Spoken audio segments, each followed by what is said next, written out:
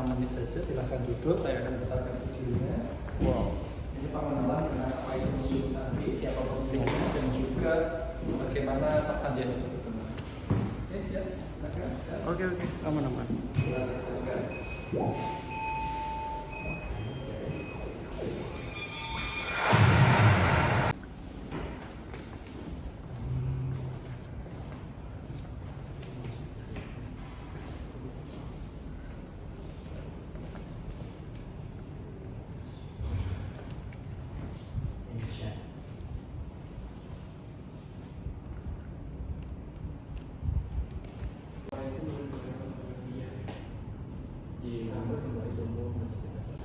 Tiga bulan.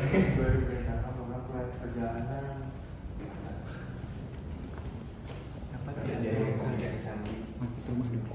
Ya Allah adalah kunci. Semuanya dari Allah. Market rumah duku. Rumah Sadik. Oh ini yang apa? Emergency. Iya. Yang masyarakat dijadiin emergency basement base camp.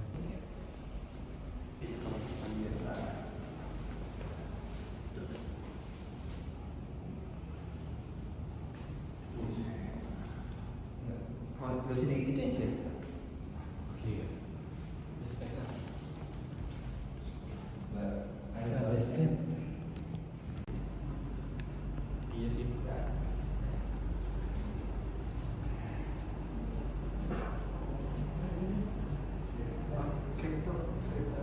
Baca, masuk baca. Oh iya, begitu kan? Ya udah kalau cara dia membuat key-render itu adalah dengan cara dibikin di sini. Enggak, dia nge-capture image setiap sedetik sekali. Terus yang di-capture itu adalah air dan ikan-ikanan. Itu kan random. Kayak lu nggak bisa nyuruh ikan mau ngapain dong. Terus geraknya mau kemana. Jadi dari foto yang dihasilkan itu bisa setiap sedetik nih, kayak ada berapa akuarium gitu, 10 atau 30. Terus ikan-ikannya ada banyak lah, warnanya beda-beda juga.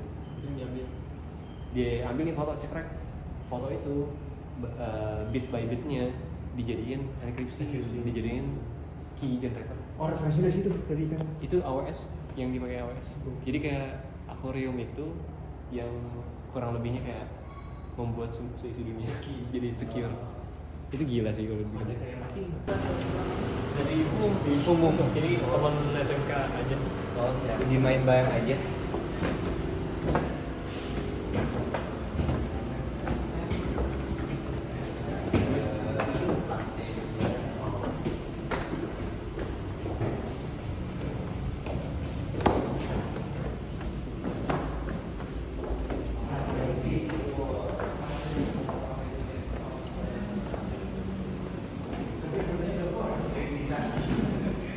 Tadi udah dijelaskan belum terkait apa namanya bangunan ini, bangunan bersejarah. Yes. Usianya sudah 100 tahun lebih. Ya, tinggal zaman Belanda. Nah, saat ini kita masuk ke ruang tokoh, yang mana ruang tokoh ini ada beberapa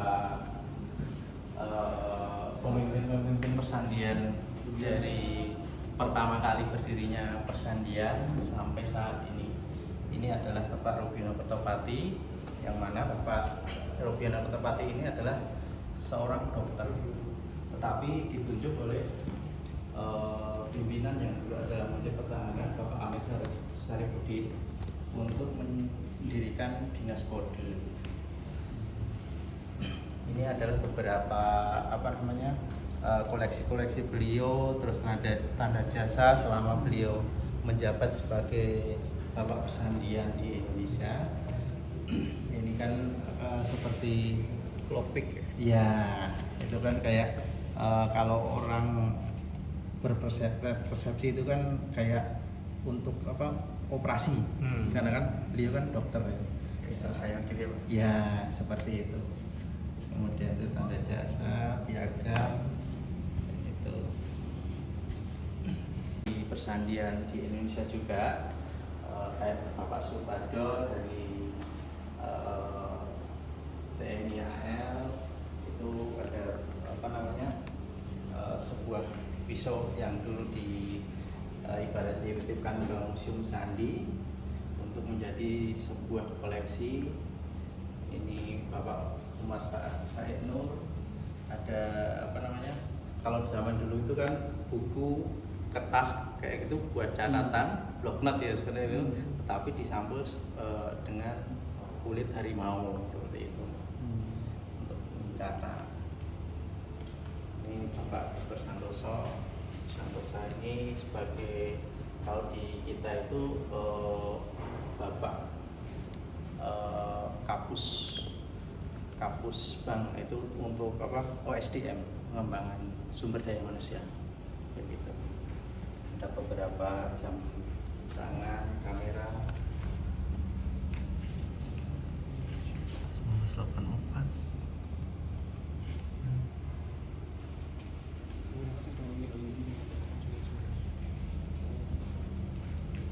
Gitu.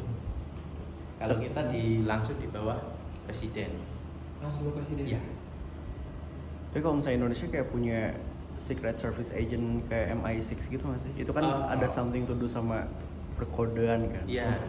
Kalau di BSSN dulu pernah punya itu NSOC. Iya. Itu nasional yang tadi itu NSOC itu kita bergerak di bidang digital informasi, baik informasi masuk, keluar, atau kita mengolah data-data yang ada di luar, itu apa yang inti dari informasi tersebut, apakah itu urgent atau biasa atau gimana, kita informasikan ke atasan seperti itu. Nah ini bapak-bapak persandian yang dulu bapak pertama kali beliau Bapak Rubiono Topati, Jiwa Korsa Global Group.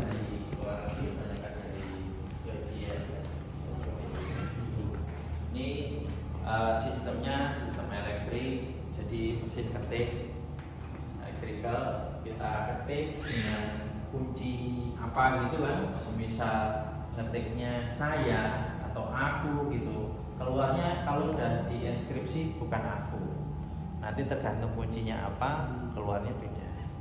Udah acak tapi terstruktur dengan kunci tadi. Nah nanti untuk membukanya semisal dengan mesin BC543 ini yang menerima juga harus dengan mesin yang sama, terus kemudian dengan kunci yang sama. Kalau tidak memakai kunci yang sama tidak akan kebuka.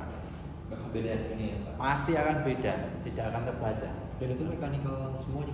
Iya, kalau dulu kan mekanikal, kalau sekarang sudah digital, jadi pakai dongle, pakai kunci apa itu sudah bisa. Setelah dulu udah sangat-sangat ini, dulu kan TNI ya, banyak kan TNI, terus ada juga di Pertamina, terus kemudian di kapal-kapal, angkatan laut, darat, udara, seperti itu kita tetap memakai seperti ini. Tapi ada kemungkinan pola enkripsinya bakal habis nggak karena udah kebanyakan yang dipakai itu? Iya, lah itu nanti akan memakai manajemen kunci, pembangkit kunci. Nah, pembangkit kunci itu di BSSN, dulu di Lemsanek, Lembaga Sandi Negara waktu ini. Nah, jadi kunci yang sudah habis atau mungkin sudah masanya harus berganti, nanti kita langsung kirimkan kunci berikutnya, kunci yang berbeda lagi untuk dipakai sekian lamanya gitu, 1 bulan atau 1 minggu atau berapa seperti itu.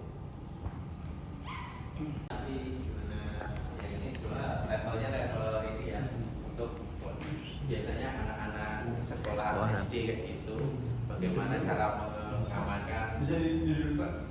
Boleh silakan. Kalau yang itu juga boleh, silakan bisa.